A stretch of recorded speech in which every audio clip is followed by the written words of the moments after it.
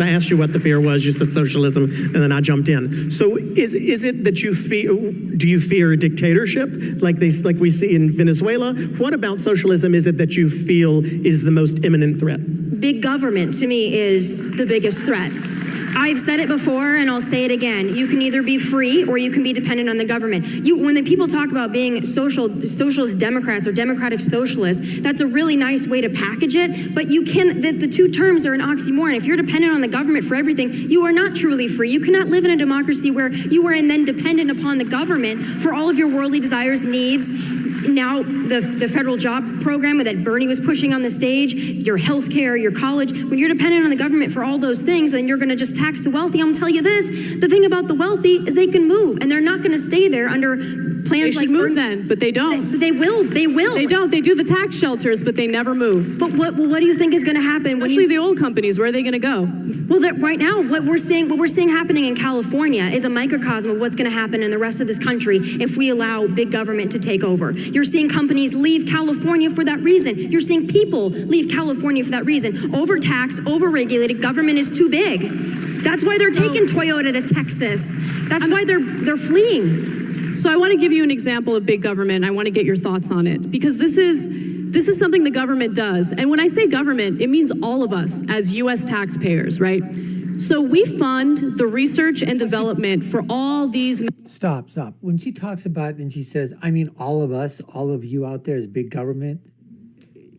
Big government is using our money. Big government is not us. Again, Anna, okay, you've got to realize, okay, that when you make your points, make them so that, they make sense, honey. For you to say that we're big government, no, we're not. We're the American people. We're the American taxpayers. We're the ones that fund big government. It's the people in Washington, D.C. It's the people at the state level, the local level, the federal level, the people that we put in place that make the policies that we want policies, but they don't listen to us and make policies that are conducive for them and their lifestyle and for the people that really contribute hugely to their re-election process. That's big government. The deep state, that's big government. We're not big government. We just happen to fund big government. And the only reason we fund big government is through taxation, which is theft and confiscation. That's what's happening. Massive corporations. Our tax dollars fund the research and development of pharmaceutical drugs. Then those companies, of course, turn around and they price gouge us, right? We help fund the research and development for massive corporations like Google, right? So big government, I know it sounds real scary, but we're the government. We as US taxpayers, we're the ones who create these successful corporations. And all I'm saying is that we deserve something in return. And unfortunately, we've gotten the complete opposite. And I'm just tired of these talking points because government is not creating, okay, these huge corporations. I don't know what the hell she's talking about. This is a playbook from Obama. Hey, you didn't build that. Government built that. You didn't build the roads. Government built the roads. I mean, just unbelievable. The way you're starting off is that government did not build companies. They did not build corporations. They might have done in a few instances or whatever. And as you said, with bailouts or with, grants or with money, given to them, but not, the numbers are not in the favor of government starting companies. That's small businesses. Every large company, every large corporation at one time start off as a small business in someone's home, in someone's garage, in a small warehouse.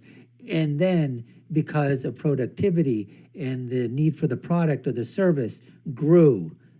Government had nothing to do with that. In fact, government regulation stifles growth at every possible time. And that's why when Trump was in office, he was getting rid of 4 or 5 or 6 regulations for every new one that was being put in the book, stripping them out of the regulatory books so that small businesses and large businesses could continue to flourish and thrive without the regulatory burden of those policies that were keeping them back. Because, look, I think big government is a problem when they're telling me what I can do with my body. I think big government is a problem when they tell us who we can and can't marry or what type of sex we're allowed to have, which was actually a thing back in the day. That's big government. But when it comes to social services that we've paid into, we deserve to get something back. But how's that working out? How are those things we've paid into working out?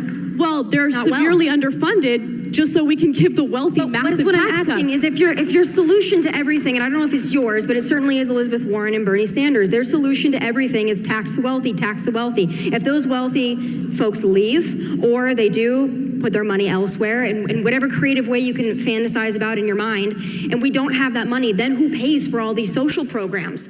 Who is going to get pinched? Well, I can give the answer because we live in California and we know it's the middle class that gets pinched. In California, you've got the very, very wealthy that can afford it, and you've got the homeless. And then you've got the middle who are fleeing to the Inland Empire, they're fleeing to Phoenix, they're fleeing to Dallas, Texas. They're fleeing because they can't afford it. They can't. Right. They're the ones that are getting squeezed. Going on. There's a lot going on in California, and I don't know if this one debate gives us enough time to cover it, but there is severe corruption in California. There's an issue with foreign investment in real estate in California, which artificially inflates the property values and leads to homelessness in California.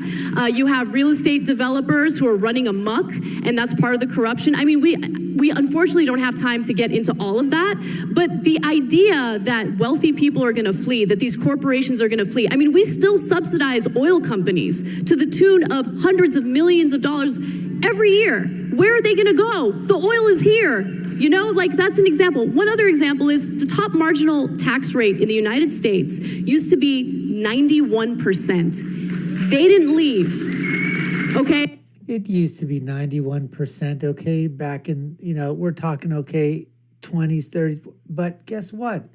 Nobody paid that. They didn't pay 91%. They just basically said it was 91%, and they were effectively paying much, much, much less. Come on, Anna, get your stuff straight. Okay, so if you want to leave, have at it. But I think that if you're living in this country and you've taken advantage of the opportunities that this country has given you, you're not allowed to shut the door behind you. And I'm not talking about equality of outcome. I'm talking about equality of opportunity. We should have a system that's fair, that gives people their opportunity to shine and work themselves up the economic ladder. And that's all I'm we saying. agree. We do. It's called the educational system. On that statement, we don't agree how to get there. I believe innovation is fostered through competition, through the free marketplace. And taxpayer money, through research and development. But you realize that the government's also funding research and development for all of your alternative fuel companies, for all the research. I mean, it's not just, they're not just fueling corporate. I mean, to say that our government, our taxpayer dollars are funding corporations and then to not look at all the other areas that they're funding, is government spending a problem? Absolutely. I would imagine that if someone developed an alternative energy, historically speaking, the government would let a company take it over and profit from it, correct? Not in Bernie Sanders' America, not in Elizabeth Warren's America. Innovation is fostered through the free marketplace and competition. It is not fostered through handouts, through socialism, through government regulation. And that's why we're seeing the economy doing well now, because President Trump has gotten rid of a lot of the Obama-era regulations that were crushing small business. That is still the backbone of our nation. And when small businesses can't function, then they can't hire, and then they can't have high-paying jobs. When they're given all these government mandates of $15 an hour minimum wage, then they can't hire as many employees. So yes, those employees that they have might be making what they consider a living wage, but then the other person just doesn't have a job. So then they rely on the social program. It's not a way to live. I agree with you in that small businesses would have a difficult time paying $15 an hour to their employees, which is why I think it makes all the sense in the world to stop subsidizing corporations that are already very successful and subsidize small businesses so they can pay a living wage and also grow themselves. So it was interesting to me when you rebutted what I said a second ago. You said, well, it would in Bernie Sanders' America and it would in Elizabeth Warren's America. And my initial reaction was to say, well, that actually makes the argument for Bernie Sanders and Elizabeth Warren, because Well, to certain people, what I said and what you said would happen in their worlds. That's what a certain part of this audience wants. The people who support Bernie Sanders, the people who support Elizabeth Warren, they think that's great. To people who agree with you more, they think that's horrible. So how do we, I mean, it seems like on both sides, we're handing out facts on this side and facts on this side and talking points on this side and on this side that are really continuing to speak to our audience, and we're not doing too much to change anybody's mind. If you came here supportive of Ana, you probably are going to leave supportive of Ana, and if you came here supportive of Tomi, you're going to leave supportive of Tomi.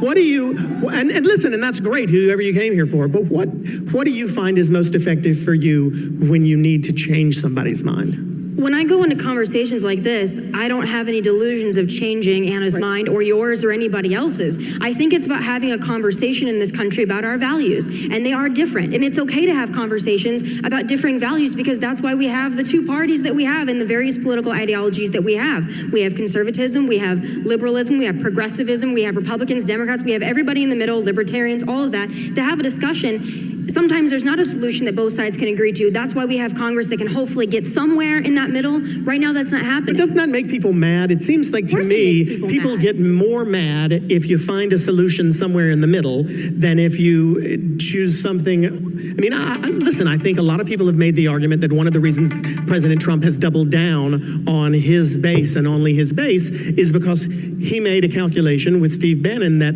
it doesn't matter whether I compromise or whether I moderate, I'm never going to win the people on the left. So what's the point in moderating or compromising? But he did win people on the left. He won states that he wouldn't otherwise have. Well, he won states that he otherwise wouldn't have had. But well, those are people there, you idiot. And once again, oh my goodness. Okay, I just have to stop and do this thing here because, Clay Aiken, a toothache is starting to, permeate through many, many teeth right now.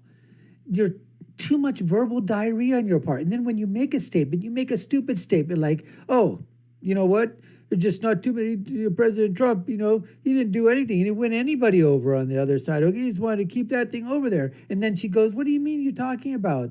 Well, yeah, he won those states. Well, those states are comprised of people, you stupid, idiotic, moronic retard. You're starting to simmer, S-I-M-R, a little bit now, Clay Aiken. Unbelievably stupid remarks. Appreciate you taking the time to watch. You've been watching the Dr. Nasir Shaikh Show, and I've been the guest host for today. My name is Dr. Nasir. If you haven't done so already, subscribe to the channel, hit that like, share, and follow button. Let us know what you think in the comments below. Notification bell so you get all of our content, all of our different politicon debates and other reaction videos and current news events videos as well. I'll leave you with my final thought, which is, when you're right, and when you're left, you're wrong. We'll see you again next time, folks. Take care and stay safe.